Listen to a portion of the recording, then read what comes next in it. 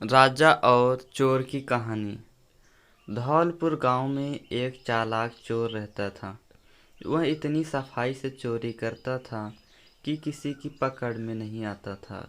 लोगों का मानना था कि वो किसी की आंख से काजल चोरी कर लेगा तो भी किसी को भनक नहीं लगेगी। गांव में चोरी करते करते अब उसे बोरियत होने लगी थी। वह दूसरों चोरों के बीच अपनी धाक जमाना चाहता था। उसने सोचा कि क्यों न राजधानी जाकर राजमहल में सेंध मारी जाए। इससे दूसरे चोरों के बीच उसका रुतबा बढ़ेगा। यह सोचकर वह राजधानी आ गया। अब समस्या यह थी कि राजमहल में चोरी कैसे की जाए। वहाँ सुरक्षा में पहरेदार 24 घंटे तैनात रहते थे। कई दिनों तक रेकी करने के बाद उसने ध्यान दिया कि महल के ऊपर जो घड़ी लगी है वह समय बताने के लिए हर घंटे बजती थी। चोर के दिमाग में एक विचार आया। चोर रात में कुछ लोहे की कीलें और हथौड़ी लेकर राजमहल पहुंचा और जैसे ही घंटी बजती वह दीवार पर एक कील ठोक देता। इससे घंटी की आवाज़ में हथौड़े की आवाज़ दब जाती और किसी को पता भी नहीं चलता था। इस तरह उसने 12 कीलें ठोंक दी। उन कीलों के सहारे वह महल में दाखिल हो गया और हीरे जवाहरात चोरी करके रफू चक्कर हो गया। अगले दिन जब राजा को चोरी का पता चला तो उसे यह जानकर बड़ी हैरानी हुई कि इतनी सुरक्षा के बावजूद भी कैसे कोई राजमहल से चोरी करने में कामयाब हो सकता है। राजा ने नगर में सिपाहियों की संख्या बढ़ाने का आदेश दिया और कहा कि कोई भी व्यक्ति रात में घूमता नजर आए तो चोर समझकर गिरफ्तार कर लिया जाए। दरबार में ऐलान के वक्त चोर भी भेष बदलकर मौजूद था। उसने चालाकी से पता लगा लिया कि कौन कौन से सिपाही इस काम के लिए चुने गए हैं। उसने उन सिपाहियों के घर का पता लगाया और साधु का भेष धारण करके उनके घर पहुंच गया। वहां उसने पाया कि सभी सिपाहियों की पत्नियां चाहती थी कि उनका ही पति चोर को पकड़े। इस बात का फायदा उठाते हुए उसने सभी की पत्नियों को कहा कि पूरी रात तुम्हारे पति चोर की तलाश में बाहर रहेंगे। इस बीच चोर तुम्हारे पति का वेश धारण कर घर में घुसने की कोशिश करेगा।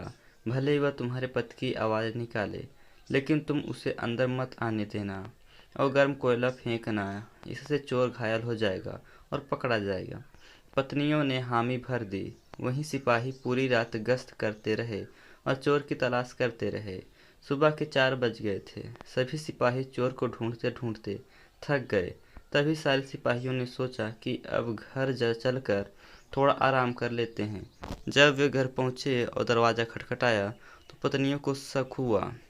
उन्होंने सोचा कि साधु की बात सच हो गई।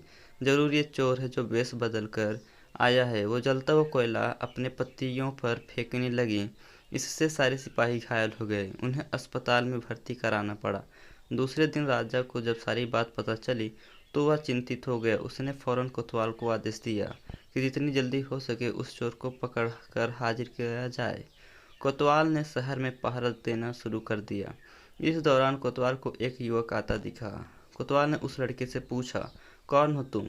युवक ने कहा, मैं चोर हूँ। कोतवाल को यकीन नहीं हुआ। भला इस तरह कोई खुद को चोर कैसे बता सकता है? उसे लगा युवक मजाक कर रहा है।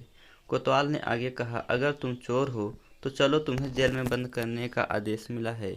वह युवक चोर तैयार हो गया। कोतवाल उसे लेकर एक कमरे में गया, जिसे देखकर चोर ने बोला कि कोतवाल साहब, इस जेल को तो कोई भी खोल सकता है।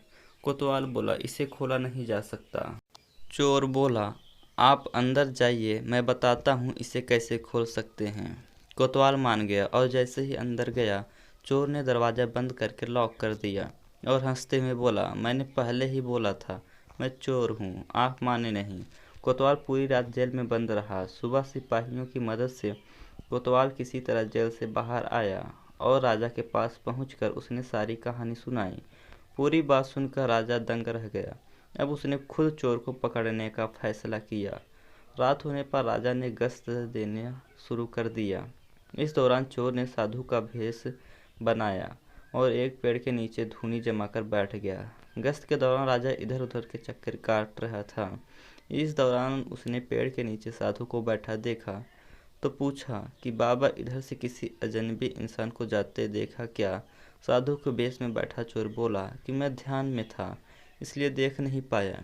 इस दौरान राजा को एक विचार आया। उसने तय किया कि वह साधु की पोशाक पहनकर पेड़ के नीचे बैठकर नजर रखेगा और साधु चोर को अपने कपड़े पहना देगा ताकि वह नगर के चक्कर लगा सके। पहले तो चोर इस बात पर राजी नहीं हुआ, लेकिन काफी चर्चा के बाद वह राजा के कपड़े पहनने के लिए राजी हो गया। राजा साधु के भेष में पेड़ के नीचे बैठ गया।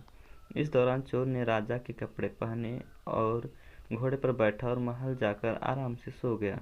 जब पूरी रात गुजर गई, सुबह के 4 बजे के करीब राजा को लगा कि साधु तो अब तक लौटा नहीं और न ही कोई अजनबी इस रास्ते से गुजरा, तो उसने महल लौट जाने का फैसला किया। जब वह महल के फाटक के पास पहुंचा तो पहरेदारों ने सोचा कि राजा तो काफी पहले महल आ चुके हैं, ये जरूर कोई बहरूपिया है। उन्होंने राजा को बहरूपिया समझकर जेल में डाल दिया। भोर होने पर एक संतरी ने राजा को पहचाना और जेल से बाहर निकाला। वह राजा के पैरों पर गिरकर माफी मांगने लगा। राजा ने उसे माफ कर दिया। राजा ने महल पहुंचकर देखा कि चोर रात भर उसके बिस्तर पर सोया और उसी की पोशाक में फरार हो गया। अगले दिन राजा ने ऐलान किया कि अगर चोर उसके सामने आ जाएगा तो उसे बख्श दिया जाएगा, साथ ही उसे इनाम भी दिया जाएगा।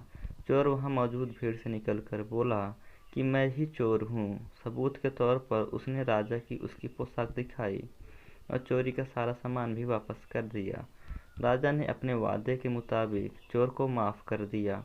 राजा ने भेंट में उसे एक गांव दिया, साथ ही वादा लिया कि भविष्य में वह कभी चोरी नहीं करेगा।